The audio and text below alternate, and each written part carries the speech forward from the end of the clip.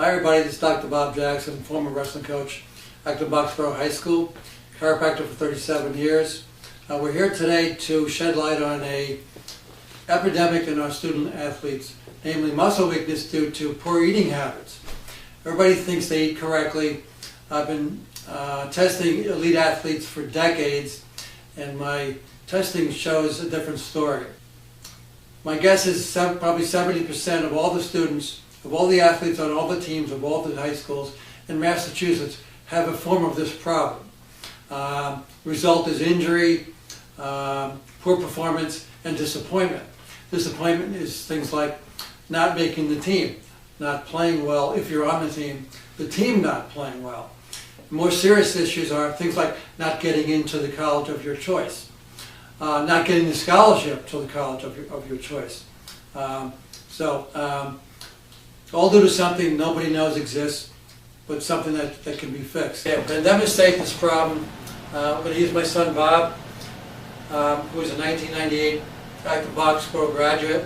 He played lacrosse and soccer. He was also on the wrestling team. I'm not sure it's normal using my son Bob. So we can just have him sit there now. I'm going to test his muscle strength and show you what I call normal strength. People should be able to hold their arm and lock it out. So I will do the right side. So I'm just going to try to depress his arm. He's going to try to lock against me. Now push up arm. And I see he's got a perfect lock. That's what's normal. We'll try the other side. Bob's got a perfect lock. That's normal in anybody, no matter what age and what gender. That's what's normal in people. I'm going to bring in James Nall now.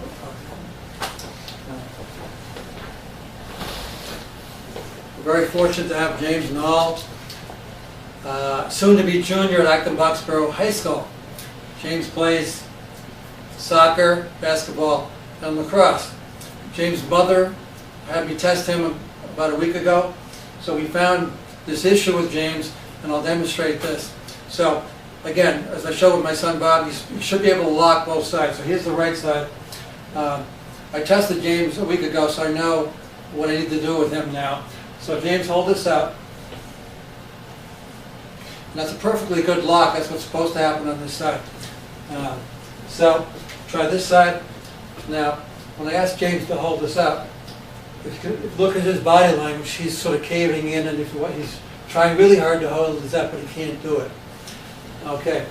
Now, like I said before, this is due to nutritional deficiency. I'm now going to give him the nutrients that will make him strong. I predetermined this by testing him before, so I know what I need to do with him, but we're just going to have him ingest these things. Now, one of these things is he needs something called selenium, which is a mineral for strength and energy. We're just going to put a drop on his tongue. So open your mouth, James. There's our drop of selenium.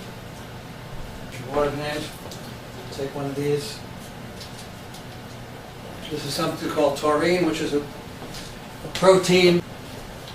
This is very common to be deficient in taurine. I see it in almost everybody. Take this spoon, James. This is omega-3 oils. Everybody's heard of that, but James is low in it. So we just gave him 1 teaspoon right now. I also want him to put this in his mouth. This is a B12 lozenge. Okay, put that in your mouth. Okay, now we're just going to do the test. I can't push his arm down now.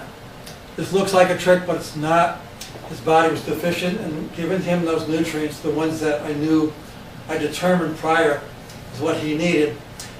Just ingesting that right now has made him as strong as the other side. That fixes his problem. It's somewhat temporary. He needs to take these, ingest these for 2 or 3 weeks, maybe a month, and this will fix his problem. As long as he continues to do that, he will be as strong as my son Bob is. Just to demonstrate that this actually is there in people, and he now is like a rock, and now he can go He'll be quicker, faster, he'll play better, and probably most importantly, his risk for injury will go way down. Okay, thank you, James. We're going to bring him back probably in a couple weeks to redo the film and show him, without me putting things in his mouth, that he has become strong. Thank you, James, for helping us with that demonstration.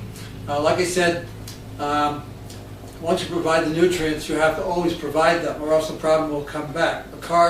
Your body's like a car. You have to put gas in the tank or it stops. So basically what this is the person not putting the right gas in their tank, so it's not functioning like it should be. So you always have to do this. In my opinion, all the students ought to have the screening for this. They're on the preseason physical. This ought to be included because it's something that nobody knows about. You don't even know it's there. They ought to be screened for this. If you have a daughter or son who's not performing too well, you think, or seems to be injured a lot, they may have a performance problem. I offer free screenings for anybody in the Acton-Boxborough community. It just takes me seconds to do this. If the problem's there, we can go further with that. If you're interested in this, you can contact me through my website, which is www.drjackson.org, all spelled out. You can get a hold of me that way, and we can screen your child and see if they have this issue. Thank you so much.